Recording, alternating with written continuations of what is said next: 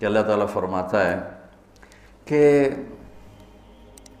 تمہیں خواہشات کی لذتوں نے دیوانہ بنایا ہوا ہے، تمہیں دنیا کی لذتوں نے دیوانہ بنایا ہوا ہے، اور ان دنیا کی لذتوں میں سب سے پہلے عورت ہے، اور اس میں کوئی شک نہیں ہے کہ اس دنیا کی سب سے خوبصورت چیز عورت ہے۔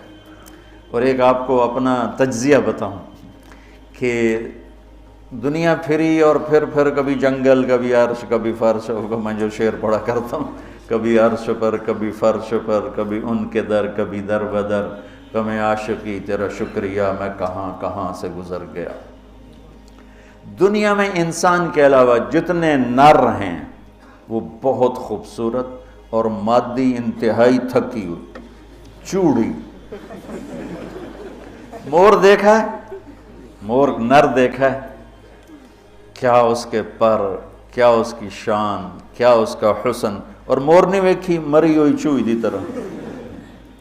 گھوڑے کو دیکھو، میرے والد صاحب گھوڑے رکھا کرتے تھے، تو ہم چھوٹے چھوٹے ہوتے تھے تو جو نر گھوڑے ہوتے تھے ایسے ان کا سر اٹھتا، اور گھوڑیاں ہی کرتی ہوتی تو ساری، حتیٰ کہ چوہا بھی سونا ہوتا ہے چوئی نر۔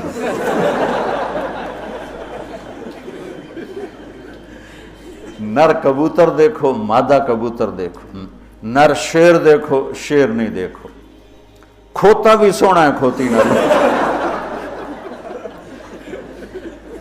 یہ میرا ایک تجزیہ ہے کہ انسان کے سوا جتنی مخلوق جاندار، اس میں نر خوبصورت ہے، مادہ اس کے مقابلے میں بالکل ماٹھی، اور انسانوں میں اس کے برعکس ہے، اس میں مادہ خوبصورت ہے، نر اس کے مقابلے میں نوکر ہی لگتا ہے بیچارہ۔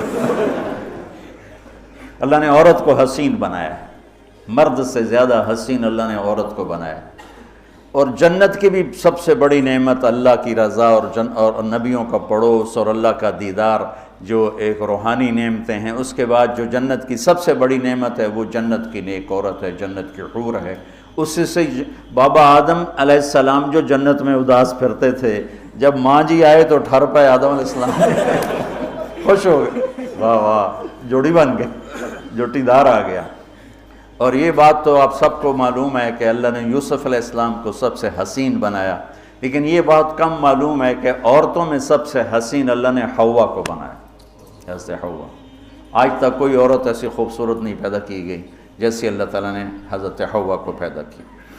تو انسانی لذتوں میں سب سے بڑی لذت، سب سے بڑی خواہش وہ اللہ نے عورت، نیک عورت دنیا کی سب سے بڑی نعمت ہے۔ الدنیا کلھا متاع وخیر متاعها المرأة الصالحہ، دنیا چند روزہ ساز و سامان ہے، اور اس میں سب سے اعلیٰ درجے کا ساز و سامان نیک عورت ہے، نیک عورت، جس سے زندگی کی رونق ہے، جس سے زندگی میں حسن ہے، جس سے زندگی میں جمال ہے۔ عربوں میں دستور تھا مار پٹائی کا، تو جب مدینہ میں ایک ریاست قائم ہو گئی تو عورتوں نے آ کے شکایت کی ہمارے خامد ہمیں مارتے ہیں، تو آپ نے منبر پر کھڑے ہو کر غضبناک انداز میں کہا، جو عورتوں پہ ہاتھ اٹھاتے ہیں ان میں کوئی انسانیت نہیں۔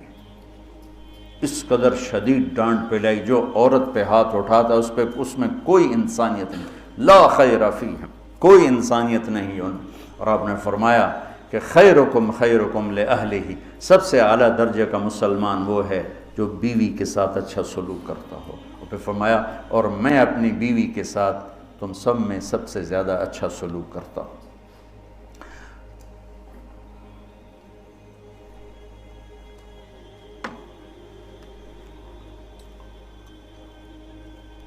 آپ نے 9 گھر آباد کیے، جب آپ دنیا سے گئے 9 بیویاں تھیں، اور کسی گھر میں روٹی نہیں کھانے کو، دودھ نہیں پینے کو، دوا نہیں لینے کو، اور بیویاں قربان ہو رہی ہیں، صدقے واری جا رہی ہیں۔ کس بات پر؟ آپ کے اخلاق، آپ کا حسن سلوک، آپ کا اظہار محبت، آپ کی رواداری، آپ کا انصاف، آپ کی دلداری۔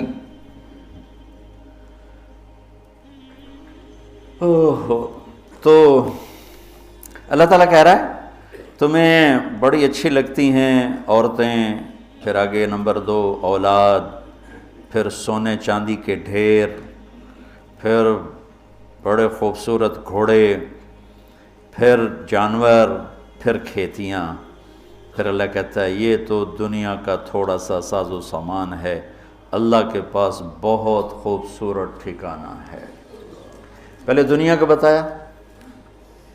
ابھی ہم بیٹھے تھے، تمہارے استاد کہنے لگے ذہب سونے کو کہتے ہیں، اور ذہب ہے چلے جانا، یعنی یہ وہ چیز ہے جو چلی جاتی ہے، اور فضہ بھی ہے، ان فضہ سے ہے بھاگ جانا، بھگدڑ مچ جانا. تو سونے چاندی کے اندر ہی بھاگ جانے کا مطلب پڑا ہوا ہے، تو کون کس کے ساتھ یہ وفا کرے گا؟ لیکن انسان کی کمزوری اللہ نے بتائی کہ تمہیں عشق ہے، تمہیں تمہاری خواہش ہے میری بیوی ایسی ہو، میرے بچے ایسے ہوں، میرے پاس سونے چاندی کے ڈھیر ہوں، اور میرے پاس سواریاں ہوں، گھوڑے ہوں، میرے پاس لینڈ کروزر ہو، میرے پاس مرسڈیز ہو، میرے بڑے کھیت ہوں، بڑا زمیندارہ ہو، بڑا میرا ڈیرا ہو. یہ سارے تمہارے اندر کے خیالات ہیں جو اندر جنم لیتے رہتے ہیں، لیکن لو بھی لوگے تو کب تک لوگے؟ شیر شاہ سوری نے جب دلی کو فتح کیا، بہت اچھا بادشاہ تھا، بہت اچھا بادشاہ، تو وہ کہنے لگا ہائے افسوس میرے سر پہ حکومت کا سورج اس وقت چمکا ہے جب میری اپنی زندگی کا سورج غروب ہونے والا ہے. 60 سال کی عمر میں اس نے فتح کیا دہلی کو، اور 66 سال کی عمر میں فوت ہو گیا. تو یہ ساری چیزیں کسی کو مل جائیں، پیدائشی طور پر مل جائیں، وقت کتنا ہے؟ 60 70. زیادہ بوڑھا ہو جائے تو اولاد ہی تنگ پہ جانے. مولانا صاحب دعا کرو ابا جی نو خیر ہو جاوے، یعنی ہوں ٹر جاوے، ماں جی تے رحمت ہو جاوے. لیکن اب اولاد سے خود سنا ہے یہ دعا کرو ماں جی سوکھے ہو جاؤ، مطلب مر کے مگرو لے جاوے. اولاد موت کی دعائیں مانگتی. تو اب اللہ اس کے تقابل میں لاتا ہے قُلْ أُنَبِّئُكُمْ بِخَيْرٍ مِّن ذَلِكُمْ. انبیو کا مطلب ہوتا ہے بار بار بتانا. لگا کہ جو تمہیں نظر آ رہا ہے اس سے تو تم اثر لے رہے ہو، میں تمہیں بار بار بتاؤں گا، پوری جنت کو قرآن میں پھیرا دوں گا، کبھی یہاں کبھی وہاں، کبھی یوں کبھی یوں، کبھی نہر، کبھی باغ، کبھی حور، کبھی سونا، کبھی چاندی، کبھی لباس، کبھی کھانے، کبھی اپنی رضا، کبھی زندگی کا ابدی سرمدی ہونا. انبے بار بار تمہیں میں جنت بتاؤں گا. اللہ کے فضل سے بر صغیر میں جنت سب سے پہلے اللہ نے میری زبان سے کہلوائی، ورنہ کسی بڑے سے بڑے علامہ خطیب نے جنت کو نہیں کھولا تھا. سب سے پہلے جنت اللہ نے میرے ذریعے سے چلوائی، اور وہ بھی ایک عجب میرے رب کا نظام تھا. ہم نے بھی پڑھی تو نہیں تھی، نہیں ہمیں پڑھائی گئی تھی.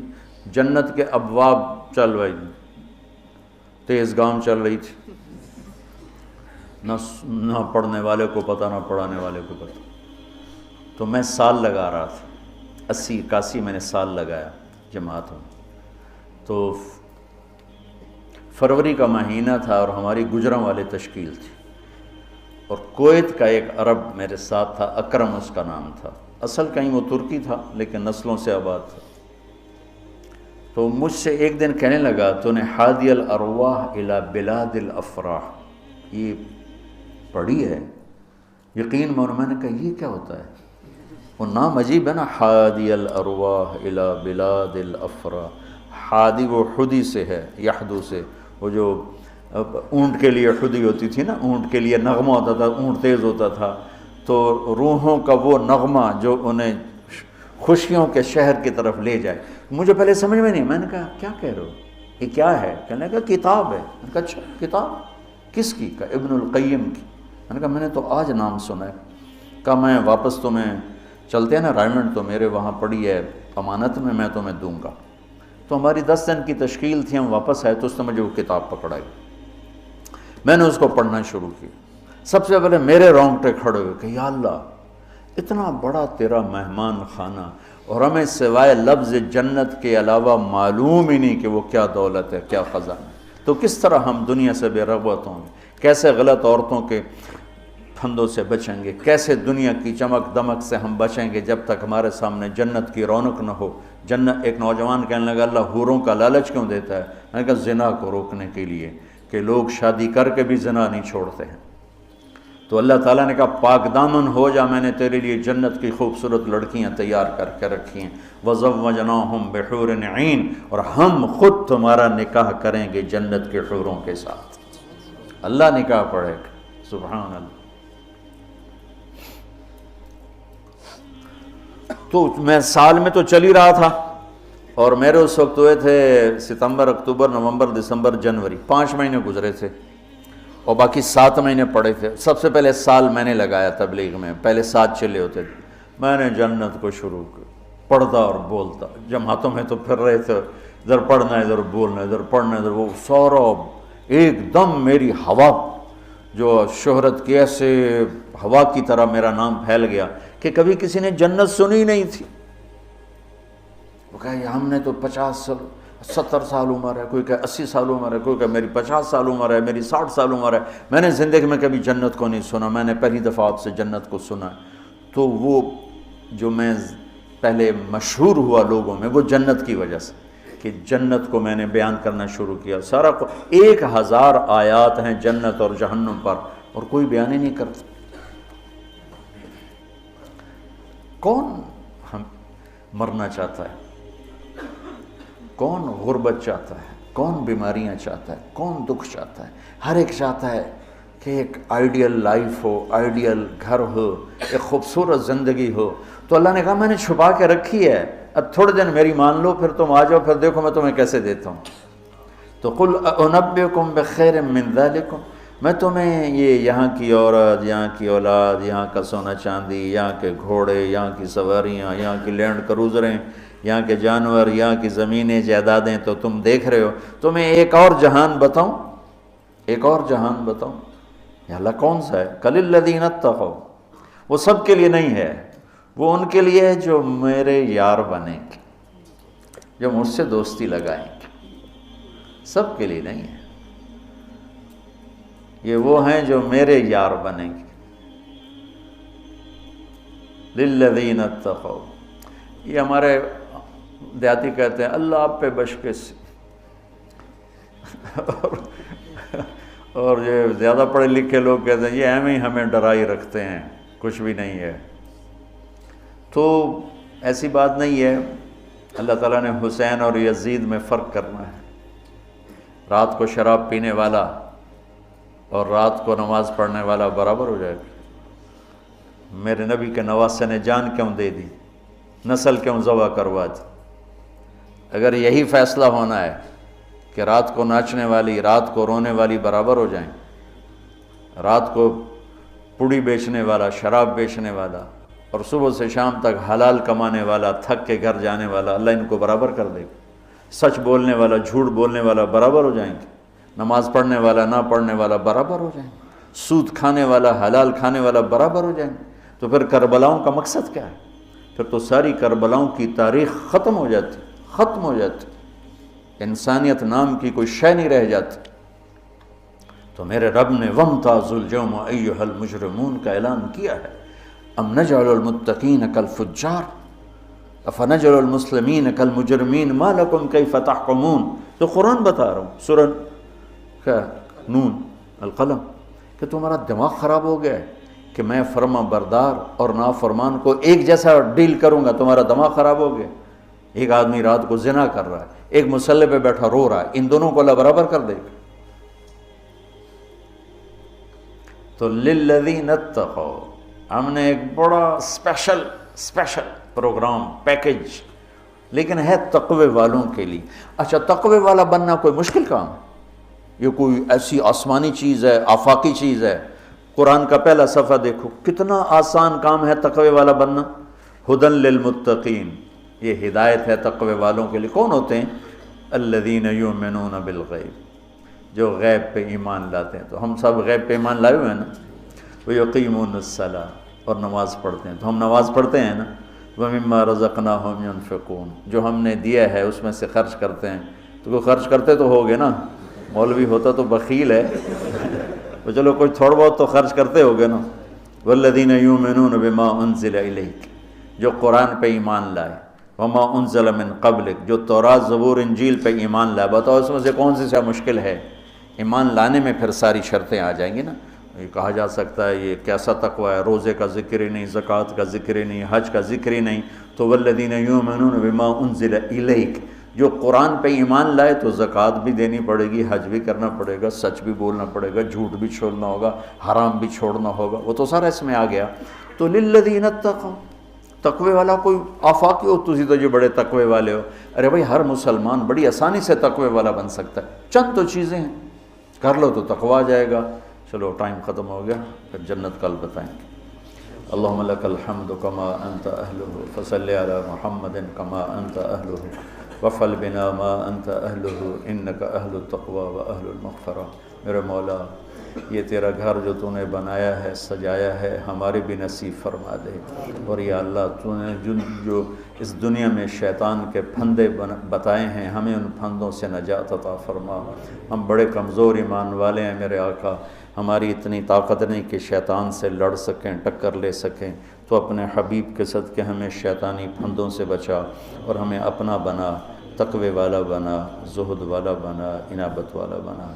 ان سارے بچوں کو ہمارے لیے زاد راہ بنا، سرمایہ آخرت بنا، اور انہیں ہادی و مہدی بنا، اور ہمارے سارے اداروں کو قبول فرما، ہماری ضرورتوں کو اپنے غیب سے پورا فرما۔ اور جتنے لوگوں نے، بندوں نے، بندیوں نے، مردوں نے، عورتوں نے ہمارے ساتھ ہاتھ اٹھائے ہوئے ہیں، ان سب کی جھولیوں کو بھر دے میرے مولا۔ سب کے دکھڑے ہیں، سب کے شکوے ہیں، سب کے پریشانیاں ہیں، اپنے فضل و کرم سے ان مبارک راتوں کی طفیل سب کی جھولیوں کو بھر دے میرے آقا۔ سب کو خوشیاں دے دے، غم ان کے سمیٹ لے، خوشیاں ان کے گھروں میں بھر دے، ڈال دے۔ یا اللہ جس کے جو مسائل ہیں، کوئی معاشی مسائل ہیں، کوئی بیوی کو مسائل ہیں، کوئی خامد کے مسائل ہیں، کوئی اولاد کے ہیں، کوئی اپنے رشتوں ناتوں کے ہیں، کوئی کاروباری ہیں، سارے مسائل حل فرما دے۔ اور ہمیں یا اللہ آسانی والی، عافیت والی زندگی دے، اور آسانی والی واپسی مقدر فرما، ایمان کے ساتھ، اپنی رضا کے ساتھ، برحمت ہے۔